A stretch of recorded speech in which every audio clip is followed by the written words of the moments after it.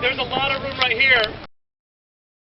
By now, coming closer. If we just talk like people, I think we'll get through it a lot faster. But thank you so much. The People's Mic is an insanely useful tool. When I was in DC, when I was in New York last weekend, I took part in the General Assembly that was, I think, 10,000 people in Washington Square Park. The only way to communicate with a group of 10,000 is with the People's Mic. Yes. I think we got the practice. Right. We can get it going. I have a couple of concerns, a couple of ideas. Let them be known.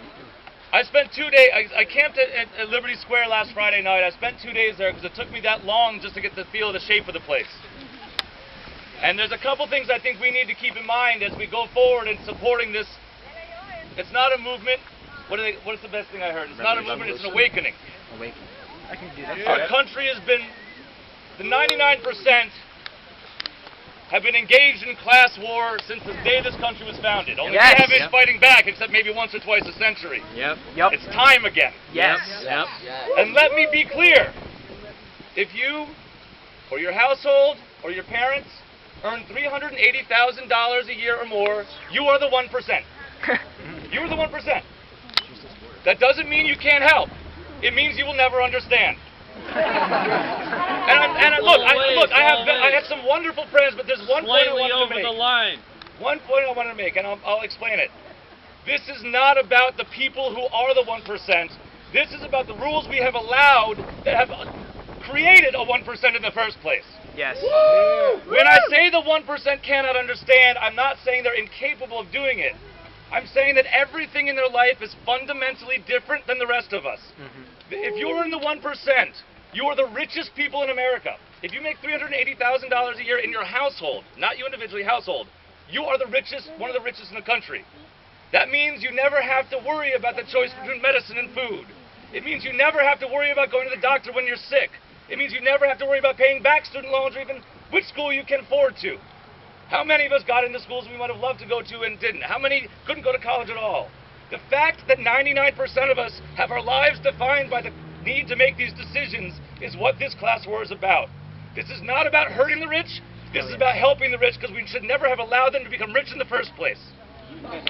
If you have not been to Zuccotti Park, it is no longer a protest. It is a pilgrimage site.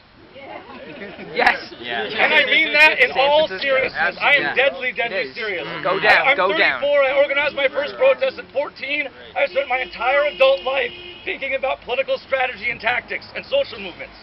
I have never in my life seen anything like what's going on in Zuccotti Park right now. You really got it. But I've seen pictures of it. How many of you, a lot of us are college educated, how many of you have seen that famous painting? I'll wrap up with this so other people can speak. I have lots of chances to speak. How many of you have ever seen that famous Delacroix painting of Liberty Leading the People? About the French Revolution, he's got, the bare-breasted, Greek goddess with a flag waving. How many of you have read the memoirs of a Panther or of Lenin or of whoever? And no, I'm not done yet. and we're at least perplexed for a moment about why do they all call each other comrade and brother all the time? I always thought it was kind of cool PR and whatnot. I didn't understand what they were talking about until last weekend. Because there's a spirit moving through the American people that has not been seen here in a generation. Maybe two. There's something that's awakened. When enough of us turn and face the same direction, that slogan, "The people united will never be defeated," stops being a slogan and becomes a prophecy. It's a warning to the 1% saying, the moment the people become united, everything else falls in our path. The moment we hit that point, we win. We have won already. If only we can keep from making any demands. Because there are some things that are so big, the only way possible to describe them is in pieces. So as soon as we narrow it down to one, we've lost everything else. As long as we make no demands, we win, because this is not a negotiation, this is an ultimatum.